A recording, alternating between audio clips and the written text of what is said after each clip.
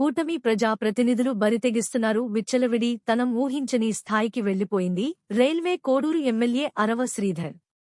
అసలు అతడు మనిషేనా? ఆ అమ్మాయి అన్నీ సాక్ష్యాధారాలతో సహా భయపడితే ఏ చర్య లేదు. ఆముదాలవలస ఎమ్మెల్యే కూన రవికుమార్ వేధింపులు భరించలేక ఒక స్కూల్ ప్రిన్సిపల్ ఆత్మహత్యా యత్నం చేసింది.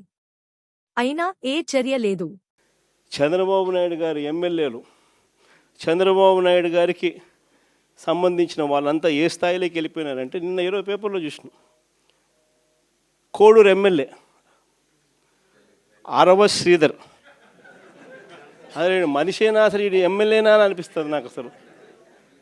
అసలు ఈ అరవ శ్రీధర్ అనేవాడు ప్రభుత్వ ఉద్యోగి అయిన ఒక అమ్మాయిని భయపెట్టి, బెదిరించి, రేపు చేసి, హెరాస్ చేసి, స్వయంగా ఆ అమ్మాయి తనకు జరిగిన అన్యాయాన్ని కూడా ఏకంగా సాక్ష్యాలు, ఆధారాలతో సహా బయటపెట్టింది. ఆముదాలవలస ఎమ్మెల్యే ఇంకోడు కూన రవికుమార్. ఈయన గారి వేధింపులు భరించలేక గవర్నమెంట్ స్కూల్ ప్రిన్సిపల్ ఆత్మహత్యా యత్నం చేసుకుంటే ఇప్పటి వరకు చర్యలు లేవు. సతివీడు ఎమ్మెల్యే కోనేటి ఆదిమూలం ఒక మహిళను బలాత్కారం చేసిన చివరికి ఆ అధికారిని ఉపయోగించి ఆ కేసునే క్లోజ్ చేయించుకుంటారు. ఎంత దారుణంగా జరుగుతుందనంటే, ఇంకొకడు మంత్రి సంధ్యారాణి పిఏ ఇంకొకడు తనను లైంగికంగా వేధిస్తున్నాడని మరొక ప్రభుత్వ ఉద్యోగి అయిన మహిళ ఫిర్యాదు చేస్తే అతన్ని వదిలేసి ఫిర్యాదు చేసిన ఆయమను జైల్లో పెడతారు. ఆయమ మీద కేసు. ఇంకోడు గుంటూరు ఈస్ట్ ఎమ్మెల్యే నజీర్. ఇంకోడు ఈ మనిషి అశ్లీల వీడియోలు కూడా ఆయనతో మాట్లాడుతున్నాడు, ఈడు అశ్లీల వీడియోలు చూస్తూ ఉన్నాడు, ఈడు అశ్లీలంగా చేస్తూ.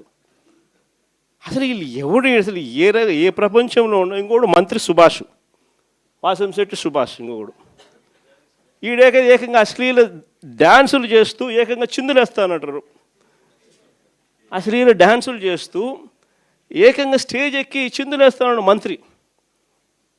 అసలు నాకు ఆశ్చర్యంగా ఉంది. అసలు జంగల్ రాజ్యం అని అంటే ఇంకా వేరే పేరు ఏమైనా ఉంటుందా ఈ ప్రభుత్వంలో జరుగుతూ ఉన్న పనులకు?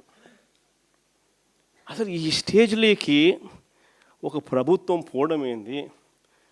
దగ్గరుండి ఇట్లా టోళ్ళని తీసుకొని పోయి ఇన్సిడెంట్ జరిగితే భయము భక్తి లేకపోకుండా మరుసటి రోజు జైల్లో పెట్టాల్సిన వాళ్ళందరినీ జైలు అనేది ఎలా ఉంటుందో చూపించాల్సింది పోయి, ఇలాంటిది ఏదైనా చేయాలంటే బొలులో భయం అనేది ఎలా ఉంటుందో చూపించాల్సింది పోయి, వీళ్ళందరినీ ప్రోత్సహిస్తాడు ఎవడు? వీళ్ళందరినీ ప్రోత్సహిస్తూ ఉండేది వీళ్ళు. సాక్షాత్తు దగ్గరుండి చంద్రబాబు నాయుడు, ఆయన కొడుకు, ఆయన ప్రభుత్వం.